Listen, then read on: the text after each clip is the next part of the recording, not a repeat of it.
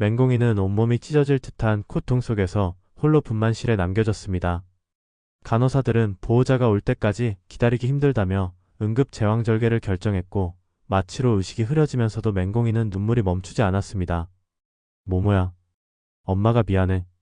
흐릿한 시야 속에서 마지막으로 중얼거리며 정신을 잃었습니다. 한편 서민기는 강진아와 한 호텔방에서 여유롭게 와인을 마시고 있었습니다. 강진아는 일부러 흘낏 휴대폰을 바라보더니 조소를 띠며 말했다. 전화 왔었네? 병원이래. 서민기는 피곤하다는 듯 한숨을 쉬고는 핸드폰을 집어 던졌습니다. 나중에 가도 되겠지. 강진아는 의미심장하게 웃으며 그의 목을 감싸 안았습니다. 그래, 뭐 어차피 이제 와서 가봐야 별 도움도 안 되잖아? 그렇게 그들은 맹공이가 피를 흘리며 생사의 갈림길에 있는 동안 한치의 죄책감도 없이 불륜을 즐겼습니다. 다음날 아침 서민기는 숙취로 머리를 감싸며 침대에서 일어났습니다. 강진아는 여유롭게 침대에 기대앉아 화장을 고치며 말했다.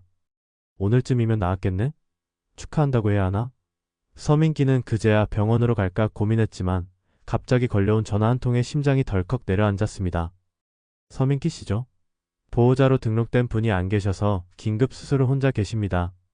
지금이라도 오셔야 할 것 같습니다. 간호사의 차가운 목소리에 그는 순간 당황했지만 강진아는 태연하게 손을 흔들며 웃었습니다. 가야겠어? 그래도 아빠인데 얼굴은 봐야지. 서민기는 미간을 찌푸렸지만 어쩔 수 없다는 듯 천천히 옷을 챙겨 입었습니다. 병원에 도착하자마자 간호사의 차가운 눈빛이 그를 맞이했습니다. 이제야 오셨네요. 아이는 이미 태어났습니다. 산모는 혼자 출산을 마쳤고 지금 중환자실에 있습니다. 그 말에 서민기는 얼어붙었고 뒤늦게서야 심장이 쿵 내려앉았습니다. 하지만 그것도 잠시 그는 병실로 향하며 맹공이가 깨어나 있기를 바라기보다는 자신이 무슨 말을 해야 할지 먼저 고민했습니다. 문을 열자 창백한 얼굴의 맹공이가 차가운 눈빛으로 그를 바라봤습니다. 그녀는 아무런 감정도 없는 듯한 목소리로 조용히 입을 열었습니다. 왔어요? 많이 늦었네요. 서민기는 어색하게 웃으며 다가가려 했지만 맹공이는 손을 들어 그를 막았습니다. 만약 제가 여기서 죽었으면 어땠을까요? 그녀의 목소리는 차가웠고 손끝까지 떨리고 있었습니다. 서민기는 당황한 듯 말을 더듬었지만 그녀는 더 이상 듣고 싶지 않다는 듯 눈을 감았습니다. 됐어요. 당신이 나한테 남긴 마지막 기대까지 이제 다 버렸으니까. 그때 간호사가 들어오며 아기의 출생증명서를 건넸습니다. 아이의 이름은 어떻게 하시겠어요? 서민기가 무언가 말하려 했지만 맹공이가 먼저 입을 열었습니다. 서민기라는 성을 쓰지 않을 겁니다. 그 말에 서민기의 얼굴이 굳었고 간호사조차 당황한 듯 서류를 다시 확인했습니다. 확실하신가요? 아이 아버지가 동의하지 않으면. 맹공이는 쓰라린 미소를 지으며 중얼거렸습니다. 그 사람은 보호자도 아니고 아버지도 아니에요. 그냥 모르는 남자일 뿐이에요. 그리고 그녀는 서명란에 자신의 이름을 적었습니다. 이 아이는 이제 제 아이예요. 누구의 것도 아닙니다. 서민기는 당황해 서류를 빼앗으려 했지만 맹공이는 단호하게 그의 손을 뿌리쳤습니다. 이제 와서 뭘 하려고요? 당신한테 남아있는 건 아무것도 없어요. 서민기는 무언가 변명을 하려 했지만 그녀는 조용히 등을 돌렸습니다. 당신이 버린 건 나뿐만이 아니에요. 당신이 그렇게 원했던 가정, 당신이 그렇게 무시했던 아이까지도요. 차가운 병실 문이 서민기의 얼굴 앞에서 굳게 닫혔습니다. 그리고 그 순간 그는 처음으로 깨달았습니다. 자신이 영원히 잃어버린 것의 무게를. 서민기는 병실 문 앞에서 한참을 서 있었습니다. 자신의 손끝이 떨리는 것도 모른 채 그는 맹공이가 마지막으로 한 말을 되새겼습니다. 당신이 버린 건 나뿐만이 아니에요. 그 말이 귓가에 맴돌며 심장을 옥죄었지만 그는 여전히 현실을 부정하고 싶었습니다. 내가 버린 게 아니라 일이 바빴던 거야. 잠깐 소홀했던 것뿐인데. 그렇게 혼잣말을 중얼거리며 핑계를 찾고 있을 때 병원 복도를 지나던 간호사들이 서민기를 흘낏 바라보며 조용히 수군거렸습니다. 그 사람이래. 산모가 혼자 응급수술받게 만든 남편. 어떻게 그럴 수가 있지? 아내가 출산하는데 외도라니. 그들의 조그만 속삭임이 뇌리를 파고들었고 서민기는 마치 벽이 좁아지는 듯한 답답함을 느꼈습니다. 그때 한 발소리가 다가왔습니다.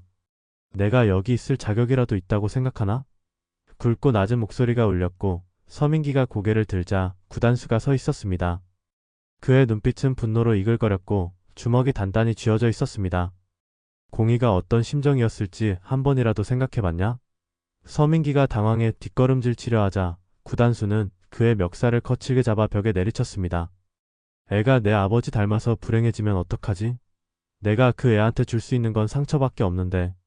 서민기는 거칠게 숨을 내쉬며 구단수의 손을 떼어내려 했지만 단수의 눈빛은 더 날카로워졌습니다. 이제 와서 후회하는 표정 짓지 마. 넌 이미 모든 걸 잃었어. 서민기는 반격하려 했지만 그 순간 병실 문이 열렸고 휠체어를 탄 맹공이가 차가운 눈빛으로 그들을 바라봤습니다. 이제 그만해요. 더 이상 이 사람한테 감정 쓸 가치도 없어요. 그녀의 목소리는 낮았지만 단호했습니다. 구단수는 그녀를 바라보다가 서민기의 멱살을 놓으며 거치게 밀쳐냈습니다.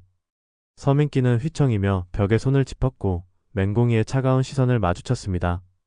그녀는 단 한마디만 남겼습니다. 나랑 모모한테 다시는 오지 마요. 우리는 이제 당신 없는 삶을 살 거니까. 서민기는 그녀가 등을 돌리고 병실로 들어가는 모습을 멍하니 바라봤습니다. 그러자 어디선가 낯선 울음소리가 들려왔습니다. 신생아실에서 갓 태어난 아기가 울고 있었고 유리창 너머로 작은 존재가 보였습니다. 서민기는 본능적으로 다가갔지만 신생아실 간호사가 그를 가로막았습니다. 출생신고서에 서민기 씨의 이름이 없습니다. 친권이 없으시네요. 그 순간 그는 자신의 존재가 철저히 지워졌음을 깨달았습니다. 자신이 만든 가정을 스스로 파괴한 대가였습니다. 그렇게 몇 분 동안 멍하니 서 있다가 병원을 나서려던 순간 그의 휴대전화가 울렸습니다. 강진아였습니다. 오빠 왜 이렇게 늦어? 나 기다리고 있는데. 그녀의 목소리는 언제나처럼 가볍고 장난스러웠지만 이상하게도 그 순간 서민기의 귀에는 너무나 불쾌하게 들렸습니다. 그는 천천히 휴대전화를 바라보다가 한숨을 쉬며 그대로 꺼버렸습니다. 이제야 깨달았습니다. 자신이 집착했던 것은 결국 아무 의미도 없는 것들이었다는 사실을. 그러나 이미 모든 것을 잃고 난 뒤였습니다. 서민기는 한 걸음 한 걸음 병원 출입문을 향해 걸어갔습니다. 발걸음은 무겁고 공기는 차가웠습니다.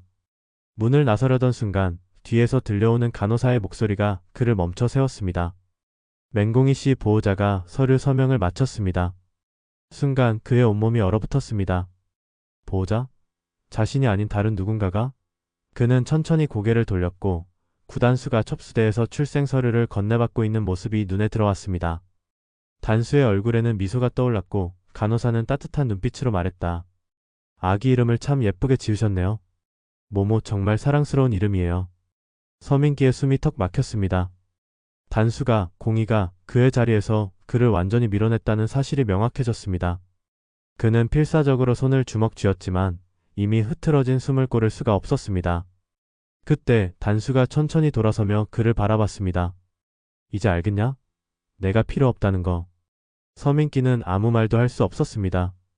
단수는 서류를 접어들고 병실로 향했고 서민기는 서류 속에 적혀있던 글씨를 떠올렸습니다. 부구단수. 그제야 모든 것이 끝났음을 깨달았습니다. 자신이 살아온 시간이, 자신이 쌓아온 관계가 모두 사라지고 있었습니다. 하지만 되돌릴 방법이 없었습니다. 그렇게 서민기는 천천히 병원을 나섰습니다. 문이 닫히는 순간 그의 뒤에서 모모의 울음소리가 다시 들려왔습니다. 너무나 작고도 선명한, 그러나 이제는 절대 닿을 수 없는 울음소리였습니다. 이 뒤에 이어질 내용은 구독과 알림 설정을 통해 확인해주세요. 좋아요는 드라마 영상 제작에 큰 힘이 됩니다.